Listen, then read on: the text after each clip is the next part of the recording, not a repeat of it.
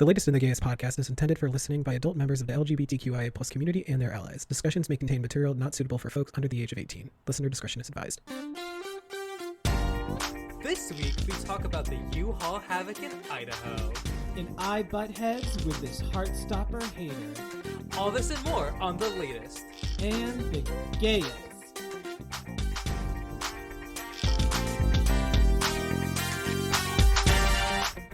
Wow. That was just such a wonderful intro, wasn't it? Oh my goodness, it so was. And welcome to yet another Divalicious Hunty Fierceness episode of Pride Edition. The Pride Month edition of The Latest and the Slayest. And because the Slayest. For the rest of Pride Month, we will be known as The Latest and the Slayest. We only have 2 more episodes from Pride Month. That's true, we do. So we're gonna have to get our fill. And I've been getting my fill, honey. I've been getting my fill. I was just about to say, I'm like, you of all people will know something about that. But for those of you who are new to the show, my name is Hunty Diva Fierceness. And I'm Mama Boots the House Down. Versace Yes God. Stream Charlie XCX Tongue Pop. I haven't listened to Charlie XCX's new album. You haven't yet? No. Oh Sue me. God. I'm sorry, I didn't listen to it yet. Kill me. The twinks are gonna... And you know what? They can be fucking mad. You know what? You're like, you know what? I'm ready. I'm ready for them. Send them my way. I will flick them down with my bare hands because those little bags of bones ain't even ready for me. I'll just fucking say, like, I don't know. I'll just, like, you know. You gonna. I'll slam my car door a little too hard, and they'll all fall over. You're gonna try and beat me up? Oh, you and what daddy issues? You and what daddy issues? Oh my god. They cause daddy issues. They're just twinks are like a nightmare to me. They're the cause of. They're the primary cause of daddy issues. They're the primary cause of like daddy issues, depression. The twinks in general, man. Fucking acid reflux. IBS.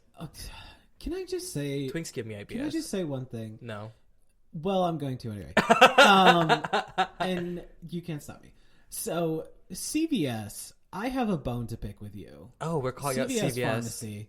Y'all there are these antacid chewables that CVS Pharmacy makes. Okay. That are like, it's, the CVS brand, like generic CVS chewables. And it's supposed to be like their version of Tums or something, but you chew it like a candy. And see, those are dangerous. I am not joking when I say I have a thing of these antacid chewables in like my little medicine cabinet in my bathroom, and oh my god, they legitimately taste like candy. Like, I think that's the point. They're good. I think the point is to make them taste sweet and candy-like, so it's easy to take. I fully would just like sit in front of the TV and like pop on Drag Race and like pop some antacid chewables, just like watching. Some seasons you'll need antacid chewables. If you're watching season 7, you'll need some antacid chewables. Are we talking about All Star 7 or oh no, regular 7? All Star 7 is so wonderful and lovely, and that's season true. 7. Actually, I don't think season 7 was that bad. I think well, I mean, people gave season 7 a lot of gripe because I feel like at the time people didn't really think it's iconic in retrospect. Yeah, because it's given birth to some pretty Trixie, Katya, Violet, Kennedy Davenport, some Ginger of Minge, the most successful girls to come out of the Drag Race franchise are from season 7, and which is allegedly the most disgusting, horrible thing that's ever happened to the planet. The season that people keep saying like they hate because like. I don't know. I genuinely am like, I would love to see Jaden Dior Fierce back. Oh on my an god, me All-Star too. season. I would it's love so to funny see you say Max that. Max is definitely not coming back. I guess. But I would love to see Jaden. I was actually thinking this morning about Jaden Dior Fierce when she goes, "Work that puss." Yeah. And I was that puss. I was thinking about it, and I was like, damn, she was right. She was really right. She really said, "Oh my god, just give it up for Jaden Dior Fierce." Honestly, y'all. We don't talk about Jaden Dior Fierce enough, but Jaden Dior Fierce no, is like, Jaden Dior Fierce is, believe it or not, fierce. She isn't. She lives up to her namesake. She does. She absolutely does. And it's just, oh my god. But like, and then of course, in season 7 we had the iconic Violet Chachki runway. Oh, the so good. The fucking gingham. The gingham to the black pattern. Yeah, the plaid pattern. Like switcheroo that she did on the 2-in-1, the OG 2-in-1. Yep. And Carson Kressley like almost lost his balance. It was so good. Violet has such a special place in my heart because I think I've probably told this story in the pod before. Another one of like you are an unapologetic love Violet stan. I love Violet so much. She's the first drag queen I've ever seen in person. Yeah. So I was like, which is wild because fucking Violet Chachki. Like, how do you do that these days? Yeah. But she's having her own solo tour now. Oh my god! And like, I saw a video on YouTube. I can't know, but it was like the Roscoe's viewing party, and they were talking about how like, the reason that Fashion Photo Review got like pulled is Violet was getting death threats over her booting Roger. It's just so stupid. See, here's my thing. I'm like, I will admit I was a little bit miffed, but that Well, I get it's Violet's opinion. So, and I know she's a very conceptual gal, like or maybe not even Okay, so here's the thing. It's the normal Fashion Photo Review. It's like Raj and Raven have said some pretty nasty shit too. They've been pretty like harsh to the girls before. So this is like nothing new, but also like it would be like how do I put this in the way, because it's like, yes, like there are queens that know about fashion that are on Fashion Photo Review, but Violet like takes it to the next level. Yeah, like this is like she takes your high school seriously tech teacher grading your robot that you made versus like someone who designed like a rocket ship, who actually like who has like a deep understanding and knows every single detail and knows the nitty gritty, judging your high school robot. Yeah. And here's the thing too, though, that I don't understand, that I think people forget. Raja got booted, but she didn't lose any money. No, she didn't lose followers. Well, because the gals, she didn't lose years off. Yeah, a toot and a boot and a shoot. Home. Those things. No, Violet saying, "Oh, it's a boot," didn't make Raja go home that episode. No, it really is pointless. There's nothing to lose or really to gain, and that's like the from thing. It. So it's supposed to be fun. There was this there's this interview that I saw that Katya did with do you know who Zooey is? Yes. Katya did an interview with her on her show on Showtime, I believe. And she asked Katya, she was like, who do you think is more toxic? The fandom of RuPaul's Drag Race or the fandom of New England Patriots? And she said RuPaul's Drag Race. Oh my god, are you serious? Yeah. No question. And it's obvious because as much as I loved Raja's outfits, Violet may not have loved them, but for expressing her opinion, she does not deserve death threats saying like, how could you fucking not like that outfit, you fucking bitch, I hope you die. Like she does not deserve. That's a bit too much. Yeah, like for saying that she may not like a dress, that I think that might be a little bit extreme. It is extreme. Here, actually, I want to show you. Oh. It might be against the law. We might have to cut this out. Oh, shit. Okay. But I want to show you this thing that Delta said on Fashion Photo Review that was just, here it is. Dear Raja. Delta and Raven. Oh, it says all of us. Yeah, okay.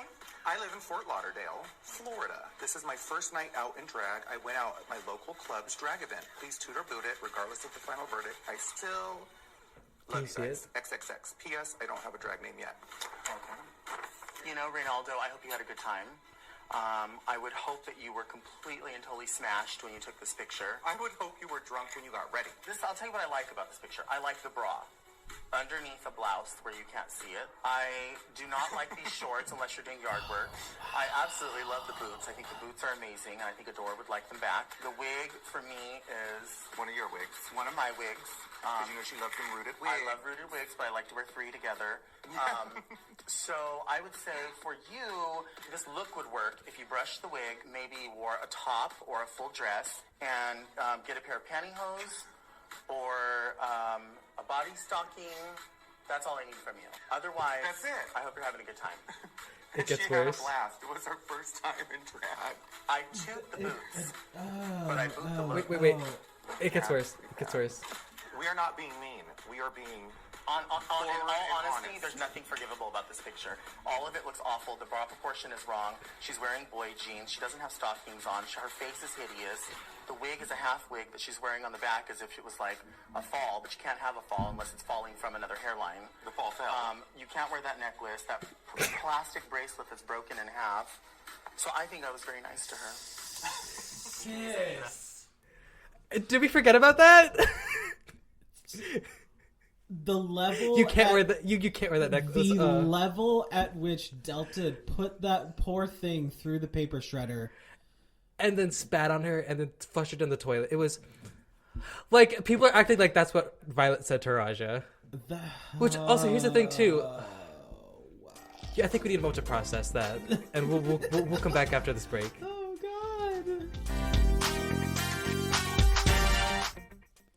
And welcome back, dear listeners. I hope you are just excited and willing and ready to be educated and be brought up to date on the news and information that Alex and I will be giving to you right now, actually, in the segment Queer Quandaries.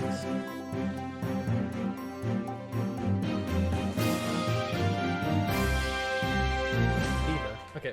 All right, Diva. Let's get into some news stories. Let's quander. What's the Quandarize is a quander a word? Let me look it up. A quandary. The etymology of quandaries. While Josh looks up the definition of quandary, I'm going to talk about some stuff. So recently, a Catholic school in Massachusetts, in Worcester, Massachusetts, specifically Worcester, Massachusetts, has come under some fire from Bishop Robert McManus, who issued a statement opposing the Nativity School of Worcester's display of a Black Lives Matter flag and an LGBTQ plus pride flag. By doing so, apparently, he expects the school to comply and remove the flags. So far, the administrators of the school have refused to do so. And according to Bishop, he forbids the school from now identifying as Catholic. The bishop issued the statement saying, quote, "The Nativity School of Worcester is prohibited from this time forward from identifying itself as a Catholic school and may no longer use the title Catholic to describe itself." He published this in May, actually, claiming that these symbols, quote unquote, the flags, embody specific agendas or ideologies that contradict Catholic and social moral teaching. His issue with the school's Black Lives Matter flag and LGBTQ plus pride flag is that they send messages of unity and support. So the Catholic Church apparently just ain't about it. They really just don't want. They said, if you're not being hateful, we're not interested. Yeah, and he said apparently the Catholic Church does not reflect on. He thinks that the Catholic Church doesn't believe that the Black Lives Matter movement reflects the teachings of Christ. I understand. Church. I don't understand, but I understand why they wouldn't want the pride flag. But the BLM flag is a little sketchy to me because it's like, I did not take the Catholic Church for being anti-black. that is a shock to me. There's and then so he said another thing. This is what he said about the Black Lives Matter flag. Bishop said, quote, "The Black Lives Matter movement has co-opted the phrase and promotes a platform that directly contradicts Catholic social teaching on the importance and role of the nuclear family and seeks to disrupt the family structure How? in clear opposition to the teachings of the Catholic Church. Now, I don't know anything about that. That makes no sense. But, Mary, so apparently the Catholic Church just no unity, no acceptance of any kind, no, coming together as one, even though that's like what they're supposed to be teaching. Even though I was under the assumption that that's what Jesus was supposed to be like. The issue is that the religious folks, they want unity, but they want unity under God on their terms. On their terms, yeah. Yeah. It's like you can sit at our table if you like, but you can't wear that. You have to change your outfit. We want unity as long as you hate the gays. It's white. And white at that point, only. they had me. At that point, I was at the table. But when the gays, you hate the gays too? Oh, perfect. Oh, work. Poor me double. But when they were like, I don't know about BLM, I was like, okay, see that I can't stand. Yeah, by. they want they like lost me. Straight homophobic white people only, who are like maybe just like Irish Catholic descendants, and it's just it's a no from me, dog. I don't and if anyone is wondering, there is no root of quandary. It's just that the quandary is just quandary. Oh, fierce. Okay. And then apparently the school has decided not to remove the flags. So yeah, they despite in Worcester, that's interesting. Yeah, in Worcester, Massachusetts, despite Bishop McManus's pressing argument, they have decided not to remove the flags, and they will be keeping them up. Radical. So this is the one and only time that I will be agreeing with a Catholic church. This is the one time, unfortunately. Don't get too used to it, though. Please don't. Yeah, no, seriously. And in other news, according to Newsweek, the Texas GOP has they're holding like some kind of conference or some kind of yearly like I guess drag con for conservatives. I didn't know what else to it's GOP drag con. It'd literally just be Lady Maga and Christian Walker. Donald Trump's drag con. Oh my god, that sounds like a nightmare. Nightmare blunt rotation.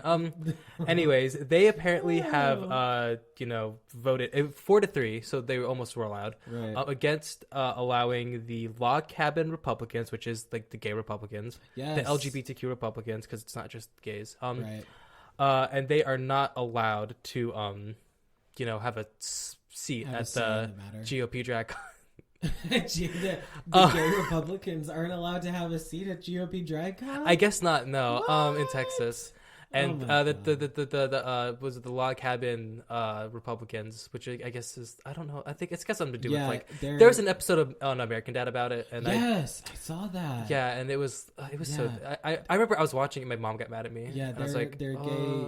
Yeah, I mean, all I know about them is that they're gay Republicans, and they're more for like. And they have like an obsession with Abraham Lincoln. They think Abraham Lincoln's gay. Yeah, and I think it was like what they think Republicans used to stand for. Yeah, they're like, let's get back to our roots as Republicans. But that's the whole thing about Republicanism, though. It's like go back to the way things were. Oh yeah, and it's like no, it's awful. And so like the log cabin Republicans are being like, we need to be more inclusive. We need to it's this thing because like.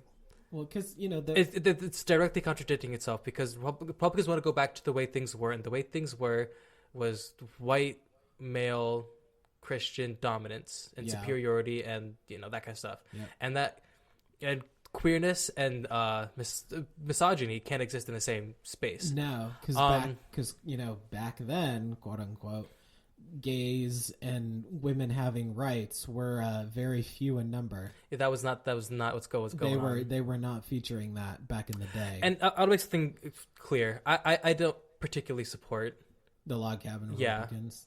I'm not. gagging for the we're not death dropping for the log cabin. It's I'm not saying this is like I would still like to serve you. Oh my god. No, that's so funny. I'm not telling you guys this because I want to like be like the log cabin Republicans deserve a seat at their and I don't care. I'm just like here to point out the irony. I couldn't give two shits. Yeah, I couldn't give two shits. I'm just saying, hey, this is stupid, dumb, gay bullshit's happening. And that's yeah. I'm just saying, hey, let's point and laugh. Yeah, that's understandable. I mean, you love to bully people on Twitter, so there's really nothing like it. Bullying's not like it used to be. No, there's a meme I sent to Josh the other day, and it was a picture of a sim at a computer and then like next to it there's just their baby is just straight up on fire, and then the caption is "Not now, sweetie. Mommy's watching Twitter, gay Twitter ruin a twink's life." Honestly, that's reminding me of like that's Josh as a parent. Me as a parent. Yeah, it's like, here's some Marlboro Lights, go nuts. I gotta go bully twinks on Twitter. And I do, and I will. It reminds me of Juno Birch. Because she bullies people on Twitter. Because she has like this baby doll, Judith Louise, that she vandalized on stage when I went to see her. Okay, I did not know that. It was wild. I do watch Juno Birch's YouTube videos when she plays The Sims. No, but basically Juno Birch had like a baby doll, and she did a Joan Crawford number, kind of mommy dearest. Yeah, and she was terrorizing that little doll. Oh, it's wild. What? Kind of a little wild, a little unhinged, but fond childhood memories.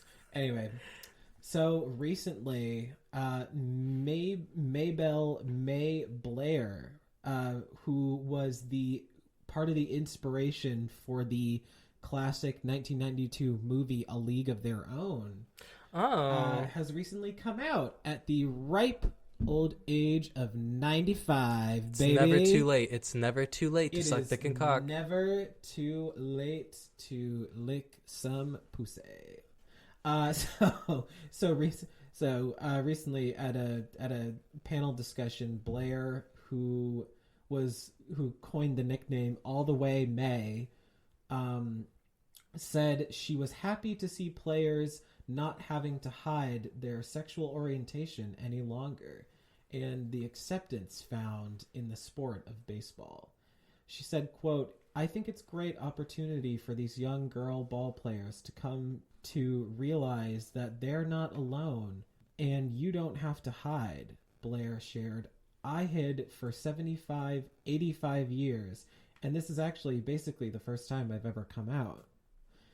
She was talking at a panel at the Tribeca Film Festival because she, her and her team, Blair pitched for the Peoria Red Wings in 1948. She went on to play for the National Women's Softball League in Chicago during the 1950s. She's spoken all around the U.S. supporting women's baseball, appearing on national morning shows. She's been honored at baseball stadiums, including Fenway Park, Wrigley Field, Dodgers Stadium, Angels Stadium. And yeah, but her and her team were the inspiration for a league of their own, and I just think that's very cool. So congrats, May. May. I'll just call her May. Congrats, May. Congrats, May. Welcome. I thought. Wait, so who came out? Mabel May Blair. Okay, so they're not sucking wiener. No, she. I was unaware that was a woman. It's a woman, but okay, no, I take that back. No, she's a woman, but yeah, she was because A League of Their Own was based on like a true story. Oh, okay. I don't know a whole lot about that movie. Yeah, to be totally honest, but no, but she her and her team were the inspiration for that movie. Oh, wonderful. Okay. Yeah. So congrats. Hi, Gay. Mabel. Love that. Hi, Gay. Okay, on I think June 13th. Let me look for according to CNN. It's gonna put that out there. 31 people were arrested. I think with charged with conspiracy to riot. I heard about this. Mm-hmm. Packed in a U-Haul. on their way to, I'm trying to find the name. It's like Ellen de Coeur, or it's a weird French name in Idaho, the city. It's hard to say. Coeur de Ellen. I'm so sorry if I'm pronouncing it wrong, but also like, it's what happened to like, I don't know, like Booty Town or something like that. Like, booty. I don't know, like simple names for towns. Yeah, anyway. Anyways. I believe they're charged with conspiracy riot. They are presumed to be linked to like white nationalists. Yeah, and kind of like a Proud Boys type thing. situation. Yeah. And they one of them had like shirts that was like "Kill your local pedophile" with like a gun on it. And again, like these people that are conflating like queerness and like pedophilia, and you know, I still don't understand the you're grooming your children talking point. Because you're talking about sex too young, and I'm like, well, but to sell Pepsi, you can sex sells, and that's fine. See, that's the thing that I posted a TikTok about this recently, actually, but there's the whole thing that happened with like parents who took their kids to like a family friendly drag event. And there's this wave of no kids at drag shows. Yeah, somebody made a video about how like you shouldn't be bringing young kids to events like this. They're gonna be so confused, and it's gonna be like no matter what you do, you shouldn't be introducing your children to things like this. And I'm like, children, what exactly are you trying to accomplish here with remarks like this? Because it's just so stupid to me, because people like this, they love to pretend that they're just like, oh, it's for the kids. We're doing it for the children. This is I'm just thinking of the kids. I'm just thinking of the children. But in reality, have you seen some of like the baby onesies and clothes? Oh, that yeah, some it's of them like try to push pussy magnet in the making. Yeah, and like there's like girl onesies for babies that are literally like future Hooters girl. And I'm like, so you're chill with your daughter wearing a onesie like that, not even at 1 year old, but, and you know, oh, that was my phone. Truly. So you're chill with your daughter wearing a onesie like that, not even before 1 year of age, but you're not chill with them having fun at an event that is family friendly.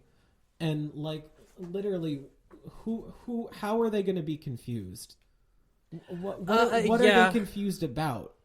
Honestly, I don't want to like, you know, devalue like art and drag, but like honestly, if I were a kid that went to a drag show, I would in my mind it'd be like, oh, this is kind of like a circus. This is just we're watching cool people do fun things. Yeah, we're watching cool people do fun things. Yeah, it's not in like the bad sense of it. No, yeah, not trying to like. Well, actually, some drag. I am derogatory towards some drag, but not all drag. But it's seriousness. Yeah, to them, it's fun. They're doing like a fun performance, a fun thing. Like, they're dancing, costumes and makeup. Yeah, and this cool. And that. And you know, so to them, it's just there's nothing deeper to it. Exactly. Yeah, they're just kids having like a fun time at a show. Yeah, and they don't know any better. Something like this kind of happened to I think, something like this happened to Adam Lambert. I think he kissed a guy on TV. Okay. And he was basically, his career got like fucking sidelined, and he like things went south for him because he kissed a man on TV, I believe, if I remember correctly. I was very young when this happened. Okay. And he eventually had to be like, had to kind of concede and like, you know, be like, oh, dial it back a little bit, because this woman was like, once you realized like, you know, what there were children watching. When you thought of the children, did you see why you were wrong? And he had to be like, yeah, I guess that was wrong when I was thinking about the children. And it's like, it has nothing to do with the children. Like, no. The children, like, they don't care. Like, it's like, whatever. They genuinely do not care. And if like the children does have an issue, but it's like, my 7-year-old little cousin, she is 7 years of age. She's still in elementary school. Oh, excuse me. She's still in like elementary school, like either kindergarten or first grade. I can't remember which, but she's 7 years of age, and they her and her mom and her dad, they live in Vermont, and she already fully understands the concepts of they them pronouns, of like, because they she has her mom has friends who go by they them pronouns, who, you know, who are like two women who are married to each other, two men who are married to each other. And she, like, I remember the first time I introduced Lance to my mom's side of the family, I was talking with my aunt and I was like, Sienna knows about, like, you know, the gay LGBT community, the gay shit. They thems. And, yeah. And she was like, oh yeah, she has like there's like a teacher's aide or somebody in like her school who goes by they them. And that's just like normal to her now. Just calling people by they them pronouns. Yeah, because see, they're not gonna dig too deep into it, and they're not indoctrinated into any kind of like extremist. That's just what you do. Conservative ideology, because they're like, and to her, instead that's of just saying normal. like Mr. or like Mrs. to the teachers, they'll be like, excuse me, just the name, so and so. I don't know, like Aiden. Aiden, yeah, let's say Aiden. Or something. Hey, Aiden, look at this beetle I found, and they just pull a beetle in their pocket. Yeah, exactly. Or whatever. They don't care about like know whether it's incorrect grammar or like something. You know, incorrect grammar, and which also I gotta say, like using a fucking plural, using they them for a singular antecedent is like correct grammar. There, it literally there's a. Here, let me give you an example. Oh, did you hear like whoever won the writing contest? I heard that they are gonna get their book published. Yeah. I just used they them for one person. Or the winner, the one like, winner got their book published, and I used they them because the gender was not specified. Exactly. Or I checkmate, dumb nugget. Like if you do not know about grammar, do not fucking use. It's so stupid because you clearly don't know anything about grammar. Say you're walking around in public somewhere and you find a lost dog. Mm-hmm. You say, "Oh, I found this lost dog. I should probably return it to their owner." Mm-hmm. You don't know whether the owner is a guy or a girl or non-binary or if it's one or many. Yeah, exactly. Or it could be a couple. Who knows? Oh, look, someone dropped their wallet. Yeah, I need to get it back to them. Yeah, so don't try to. It's bad. It's a bad faith argument that just doesn't hold up. Don't try to pull that shit. You know, I'm getting hot. We need to take a break. Ooh. And welcome back to BBC at 9. Girl. I'm Carrie Gracie with the headlines. No, I'm kidding. But anyway, welcome back to the show. And next up, we have a special part 2 from a segment that we did kind of a while back where we talked about a show / graphic novel series that has touched many people's hearts, including mine, called Heartstopper. Now, I myself am an unapologetic Heartstopper stan, and recently our co-host Josh has finally gotten the opportunity to finally watch the entire first season of Heartstopper on Netflix, and he's got some opinions. And now it's time for dun dun dun dun dun dun the great Heartstopper debate of 2022. Joshua, what have you got for us? I'll start with some concessions. There are characters I like. There are characters. They just happen to not be the main characters. That's understandable. There are. Okay, so all right. Here's a big issue that I have. Tao is right. Tao's right. In what in what regard? He's like it pisses me off so much that Tao is like trying so hard and willing to stand up for his name's Charlie, right? Yep. I'm sorry, I'm bad at names. Tao is standing up for Charlie even after he feels abandoned by him, and after he's like, I can't recall if he's expressed this directly to Charlie, but he's definitely talked about it. It's kind of like obvious that he's like that Charlie's like kind of neglecting his friends and keeps hanging out. I want to go with Nick. And instead of his friends. And he's like saying like, "Yo, like if you hang out with Nick, you're gonna get bullied and made fun of." And I do not think that like. And to be fair, like in Nick's defense, Nick does stand up for him. Mm-hmm. But Tao's like, dude, you're like putting yourself in like in this position to like get bullied. I just don't think it's a good idea. That is I can see that. And like when Harry bullies Charlie and Tao's willing to like stand up for himself, and Charlie just wants to run away and hide. And here's the thing too, Charlie, it takes so long for him to stand up for himself. And so a big part of that. So obviously we find out that, you know, the year before the current events in Heartstopper season 1, Charlie, he got outed by someone, and he was mercilessly bullied for it. Okay, here's a quick thing about that. Well, so here's before you go on. So when season 2 of Heartstopper comes out, they're gonna touch. I have read the graphic novels, or actually no, I still have to read the 4th one. But so I've read like 1 through 3, and in the 3rd graphic novel, they touch more on more of the extent of Charlie's bullying in like what happened, in like, because we know that he got outed. Like, he did not publicly come out himself. He got outed by someone, and he was mercilessly bullied for it. And in season 2, we're going to find out a little bit more of how just intense the bullying got.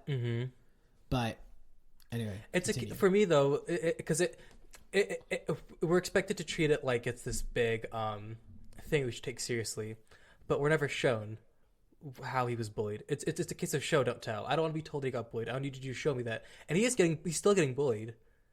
Harry's still giving him a hard time, and like and the even a lot of the people on the rugby team are well, they're more of like bystanders. Yeah, like they kind of just sit there and like don't do anything.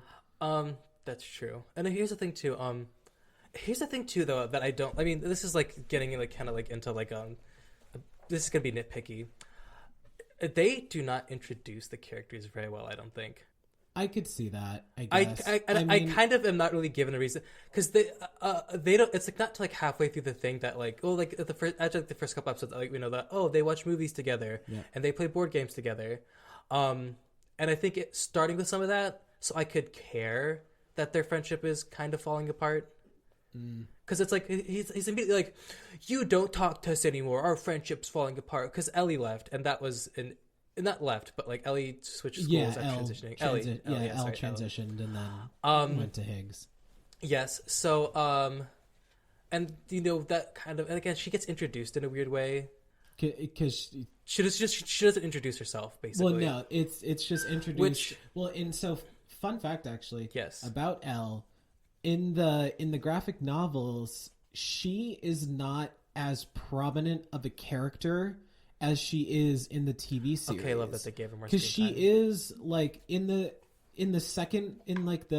third graphic novel, she's featured a lot more. But in like the first 2, which is all the events of Heartstopper season of the TV series, take place over the first 2 graphic novels, and in the first 2. Elle is not as featured as as much as she is in the TV series. Yes, but anyway, again, a thing too about Elle that I want to talk about a little bit.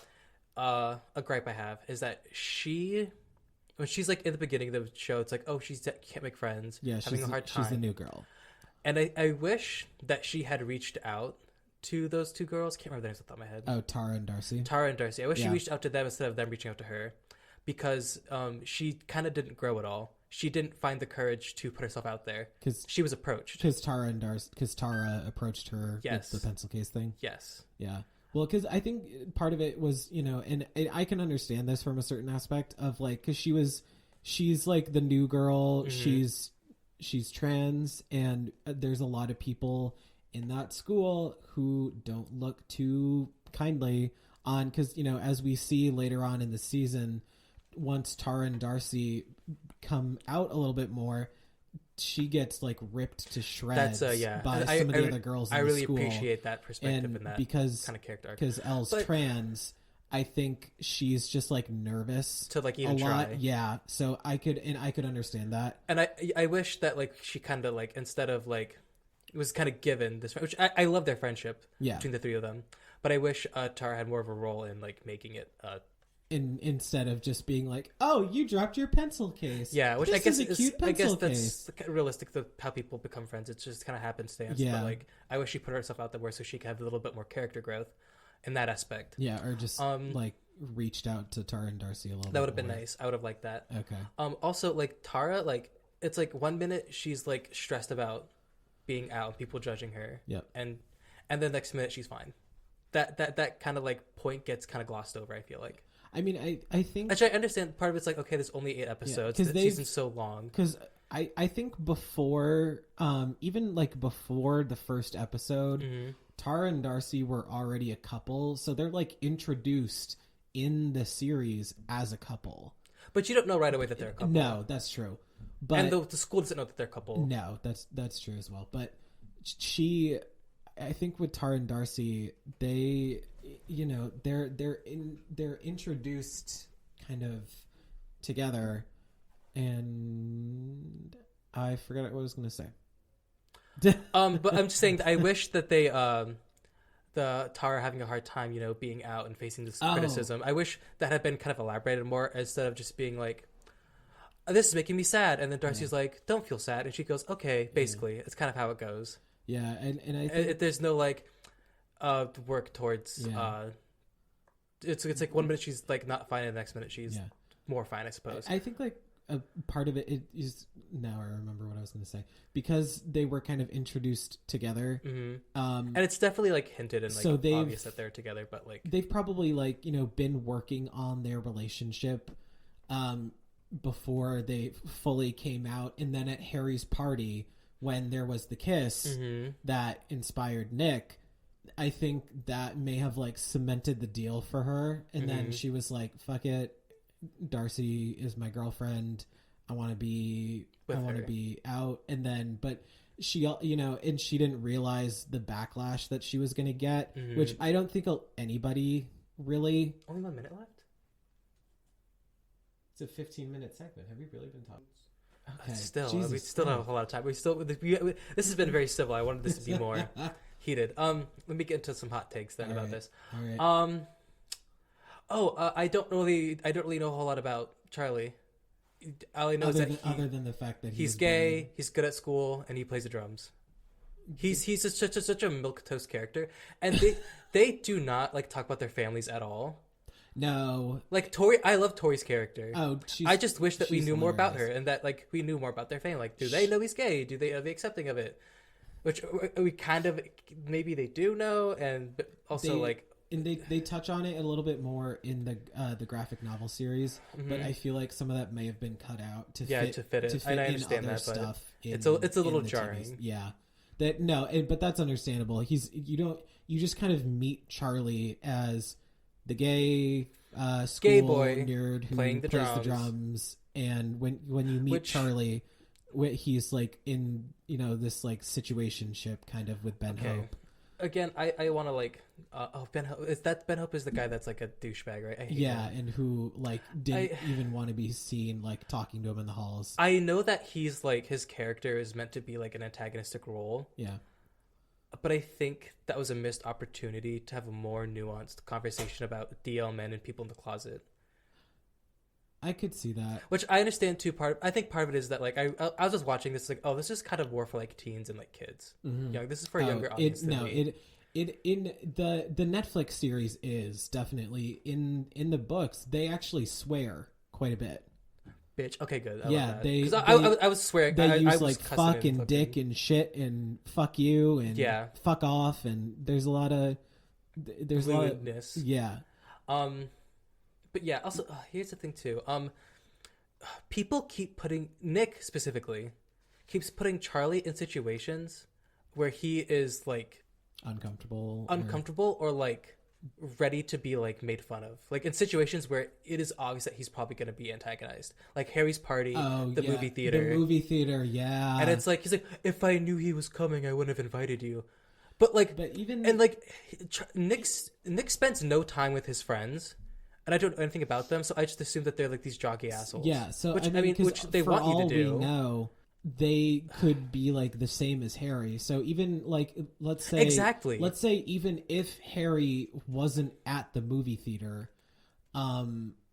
he could have just as easily gotten like teased by some of the other guys in the group. But we don't know that about them. At the best case scenario is that they wouldn't have interacted with Charlie at all. He still would have been alienated. That's true. He would have just been like, they just wouldn't really have cared about it. Yeah, he would have been like basically not there. Yeah. They wouldn't have given him the time of day. Yeah. Which to me is like, it's irresponsible of Nick. He keeps putting Charlie in these situations, which is like shitty for Charlie. Because you know, Charlie, I feel like he wants to try and be a part of Nick's life, because you know, when you're with a significant other, you don't want to have to just like be completely like certain aspects of your life. They're like, I can't be in that at all. You want to be able to like, you know, support your partner in these things that they're doing.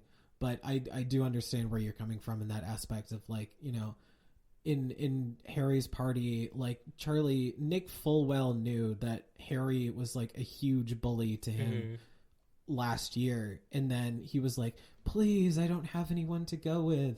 I'll be there. And the way he leads on Imogen, I felt so bad for her. Yeah. I felt so bad. I mean, you know, in like, because here's the thing. In one aspect, I get it, because he's like, how do I say no? He's closeted, and he didn't want to like, you know, hurt the poor girl and be like, actually, I don't know if I'm really into you like that. I might be gay, but I might also be bisexual, but I don't know if I like you like that. It's hard to say. Yeah, I understand that, but it's just I have a hard time. It's but like, no, you do kind of feel bad for her. I feel bad for her because she's such a sweet. She's an ally. I'm not homophobic. Oh no, I wrote that down. I'm not homophobic. I wrote that. Oh, I'm not homophobic. Oh, I'm an ally. I love that. That was so funny. Like, I'm not homophobic or anything. I'm an ally. Iconic icon. Thank you for your service, Imogen. We salute you. Speak, Valentina. Ally. This is my friend Imogen. She's an ally. Talk, Imogen. Ally. Yeah. And I appreciate that they were able to stay friends. After the quote unquote breakup. No, she's a nice girl. What else do I not like? She's actually not a character in the books, though. Fun fact. Oh wow. Yeah, she okay. wasn't. She's not even. Or maybe she is. I don't know how much it added, but the author doesn't like really touch on it in the books. What's like one or two final hot takes? You got? Tao and Elle are, their storyline is far more interesting than Nick and Charlie's. Nick and shit. There's definitely, you can tell there's obviously something there, even when they're just hanging out, and like when there's that like movie night that like Charlie bailed on to go to the party, and then Isaac was sick, and it was just Elle and Tao. You could tell that they were like basically cuddling and like so cute. Making out, and I love how like excited Tao's mom was to see Elle. Yeah, that was so sweet. I love that. That was great. I love but again, like it has nothing to do with Charlie and Nick. And his oh my god, like I think like Charlie was saying thanks for standing up for me. Yeah, and he sends a heart emoji. Are you a fucking psycho? A heart emoji to some straight boy. That's that's psychotic. I'm sorry. That's just like. Thanks for helping me out. Heart emoji. Pink heart emoji. That's psychotic. Because I think that means for that Charlie, means put your long wiener in my face. I think for Charlie, he just was like, he was feeling good because Nick just like stood up. Again, they sit next to each other in form, so he's like, he seems like a nice guy. So cool. Who knows? But also, I feel like Nick's feelings for Charlie just kind of came out of nowhere. Like episode 2 is like, oh, I think I like you actually, and it's like we don't really know. To be fair, we don't really know anything about Nick. Sometimes kind of happen though with like crushes. Like there's people who you realize you may have had feelings for, and you don't even realize it until like bam, like random. It's there. Yeah. I mean, I guess, but it's like, again, we don't really know much about Nick, and he just like again. I don't know anything. I don't have rugby lad. There are no stakes. Truly, there are no stakes to this show. It's either Charlie gets a boyfriend or not, and I do not know enough about Charlie to care if he has a boyfriend or not. The whole lead up to the series is, will Charlie and Nick end up together? But that's like because it's meant to be like a young kind of romance series, and I think that's like the whole point of it.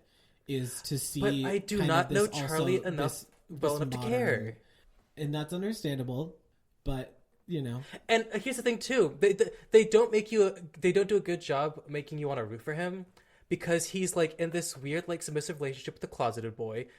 He doesn't really stand up for himself, and he's But again, I think a big part of that is the bullying too. Because that took like the bullying that we don't know, that they didn't show us, but that I don't know about. But they will. They'll touch on that, trust me. And in the next season they will touch on that. But it's this season. Or in season 2, quote unquote. But that's the thing. I don't know if I don't know enough about Charlie to care about him. I kind of don't like him. So I guess to wrap this all up, what would you, as a new viewer of Heartstopper, if you were to rate it out of 10, what would you give it? After this is your first impression? I'd give it like a 7 because it's good mindless TV. If you want to feel good, sure, watch it. But it is a good feel good show. If you want to engage with your media in any meaningful way, this is not the show for you. Some warm fuzzies, yeah. They had a lot of opportunities, and I think they missed a lot of them. Yeah. Oh, and real quick, one last thing. Mm-hmm. My one gripe with the Netflix show, mm-hmm. and I don't know if you agree with me on this, when they're at the bowling alley and Charlie goes to use the bathroom, and then Tao's like, I'm gonna tell him that Nick's going on this date with this girl, and he pretends that he's but here's the thing though, he pretends that he's doing it because he's like, Charlie's my friend, I care about him, but I'm like, it's his birthday. Just wait for a better time to do it. Well, because he knew before the birthday. He should have told him in a timely manner. They shouldn't have waited. Exactly, but I agree with that. He shouldn't have done it at the birthday party. He should have either done it before or just at some point, just not at his birthday party. I think the final straw was seeing how Nick and Charlie were behaving. And Tao being the last to know about the relationship, I felt for him. I can understand. It's like, damn, because he's already feeling neglected. I thought we were friends. I thought we were friends. And you just, how did everybody else know except for me? Yeah. So that I get. Also, is Isaac a character? He is, but in the books he goes by a different name. Does he have more lines? Because Isaac, again, he has almost no lines, but I love him to death. He does the javelin. He knocks over the Monopoly board, and I'm like, work. He does a little bit in the third book. He actually is featured a bit more, and we get to actually know more about him as a character. That's good. So looking forward to that. But anyway, we'll be right back. And we're back. And for our final segment, we're gonna get a little controversial. Again, we're gonna keep on theme with being controversial. We here at the Latest and the Gayest like to be controversial yet brave. And today we're going to do just that. I see that pot and I got to stir. I grab my ladle and I just mix it. Tina Turner, bitch. Anyways, we're going to get some hot takes about pride. Copyrighted for that? Probably. Oh, I'll bleep it out then. Anyway, let's get hot. Oh, do you want to go first? So we're gonna share our hot takes about pride, and we're gonna have to keep this short and snappy because our tech producer's pissed off with us that we took too much time with the last segment to talk about Heartstopper and how it's look, right. I'll defend it to the death, but anyway, that's not what we're talking about right now. he is pissed. I'll talk about the hot take I have that gave me the idea. You go first. So I saw on Grindr this guy was like, pride's a scam. And he was basically upset because he was a larger guy that I suppose I thought he was kind of cute, but he was not conventionally attractive, I suppose. Okay. And compared he held to muscle twinks that everyone fucking about. Over, but I think thinking that pride isn't worthwhile because you judge yourself based on your likability, your ability to if this is... it's gonna be a little long-winded, but follow along. All right. You are perpetuating the toxic ideals of what the perfect kind of gay man looks like, that you have to be muscular, thin, and white, by kind of limiting yourself to because you it's not the take you think it is, being pride's a scam because these are the people that get to have fun and people that are desirable. Okay. You're kind of feeding into that. Does that make sense? Yeah. You're defining your own self-worth based off of what other people want, and you're already think of you. And also he's well, these people. The thing was oh, you people would never even give the light of day, and it's well, you kind of judging your worth on your access to those people is perpetuating the problem. Okay. Because you're internalizing that. Yeah, can understand. Does that make sense? It's hard to put into words, but I think there's probably a more nuanced way to say it. And I want to reiterate that I don't. Because you don't find you think that you may not be conventionally attractive. You're kind of feeding their perception of what you are, what they already think of you. Yes, I think yes. You're projecting that onto yourself. You're not. Yeah, and you're making it seem like Pride's, not for everyone. Because I think a big part about Pride, it is a big part of Pride. It's about self-acceptance and self-love, and you kind of like being like, oh well, no one likes me, so I can't be part. I can't even go, and I can't even have fun because everybody already hates me. And not to defend the behavior of the muscle gays that are nasty and doing these that awful things. Perpetuate these stereotypes. Yeah, I'm not trying to give them any passes, but I feel like hating them and like abstaining from Pride because of it is like you're not the hot take. You're feeding into they're trying to push. Yes, I think it's more appropriate to push back than to recede. And that's okay. Yeah, and the thing too is that there are other people who looked like him that like I've seen them. They're fucking. They fucking. Everyone's fucking. They fucking. That's the thing. Everyone's fucking. That is true. They were having a good time. They were Pride. They were getting their life. They were scantily clad and fucking running around. Got the mesh tops. Yeah, all the mesh. Okay. Anyway, that'll be my next hot take. Let's not get him too heated right now. Okay, my hot take is this. Actually, this may or may not be so much of a hot take, but is one that I feel very strongly about.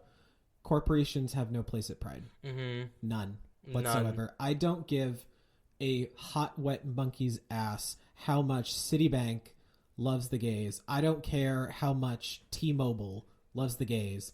I don't care how much Whole Foods loves the gays. Mm-mm. I don't care. Pride is not for corporations. They should not. I don't.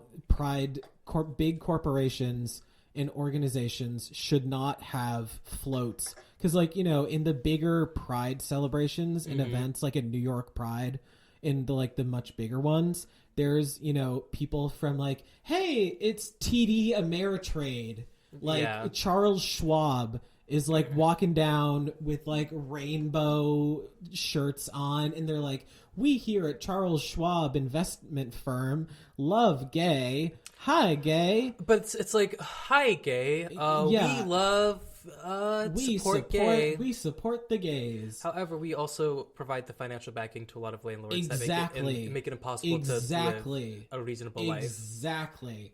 And there's numerous other reasons, and I could go on for hours about this, but we gotta keep it short and snappy. So, corporations have no place at Pride, and I still to this day don't understand why we keep letting them. Because of the. Although I guess in some aspects, someone has to pay for the for the floats. Okay, that's fair. That's fair. It's like. You can just pay for the float and not get anything out of it. You could show your support. Get a banner and walk. Yeah. As much fun as it is to have a massive thing with everybody standing on top of it and waving, hi. Maybe look, HBO has a float in. I think some of the it was either HBO or something had a float in. At West Hollywood Pride, because I know Eureka was on a float and JoJo Siwa was there, but I just you don't need as much fun as it is to have this big grand thing. You can also just get creative. I think there are other ways to fund and source some of these things, and also the thing too about these corporations is you can donate and you can do that, but that doesn't mean we owe you to parade around we gay, but also Citibank. We here at Bank of America. We here at Bank of America do that on your own time. Exactly. The parade's not the time for you to T-Mobile. Advertise. Yeah, no, I don't care how many times T-Mobile wants to advertise that they love the gays. It's not for me, dog. Not for me as either. Definitely their hot take. Is this Pride hot take? Yeah. Is that not what we were? No. I'm thinking about complaining about mesh tops, but I think I'll say that for another day. That's not just necessarily about pride. But sadly, another day, another podcast. We will talk about why I hate mesh tops, why I hate sheer tops, why I hate that kind of shit. Why you hate tops in general? Anti-top. Just the tops. But that is for another episode because this episode is unfortunately coming to a close. Yes, and because we are getting some looks right now from our tech producer. So we unfortunately must say adieu here at the latest in the game. Oh, you speak Italian? No, I wish. But actually, I'm sorry. Real quick, before I wrap this up, no. This is going to be really quick. I promise. Okay. Recently, I posted something on the latest in the gayest TikTok account, which I then obviously reposted to the other social media accounts. There's a TikTok video of this trend that's going around on TikTok of you post some like fake sad news about something, and then you cut to this clip of like a sped up clip of Kris Jenner who's like dancing and lip syncing to the song Moulin Rouge. With like Christina Aguilera and Pink and all that. I received a lot of messages from people who were saying including me, including Josh, who legitimately thought that we were being canceled. I was or that we were done for. Very bold to like cancel without telling me. No, we are that video that I posted. It is part of a TikTok trend. The latest in the gayest podcast is not going anywhere. We are here to stay. The thing is, though, that was my first exposure to that trend. I had never seen it before, and then all of a sudden it was like, okay. You've been Chrised. You've been Chrised, but it's part of a trend. I promise. We're not going anywhere. Anyway, speaking of mesh tank tops, God, there's the bad. I told you I had to throw one in there. You can subscribe to Rate and Review the Latest and the Gayest on Anchor, Spotify, Apple Podcasts, Stitcher, Amazon Music, Google Podcasts, and Radio Public. And please subscribe to our YouTube channel, which you can find all past, present, and future episodes of the Latest and the Gayest available for free. And this episode will be available next week following the brand new episode. And also follow us on social media on Facebook, Twitter, Instagram, and TikTok at TLATGpod to stay up to date on all things the latest and the gayest. And also please check out our link tree, which can be found in the bio of all of our social medias, to not only find where you can listen to the show and find our social media links, but you can also find some links and resources on how to help out the families of the Ulve, Texas shooting and those being affected by the Ukraine tragedy right now. And with that... Work that puss. Work that puss, diva. Oh my god, I love Jaden. And speaking of Jaden Dior fears... Goodbye. We're done. Okay, we're done now. Do I press this button? I just delete the whole thing.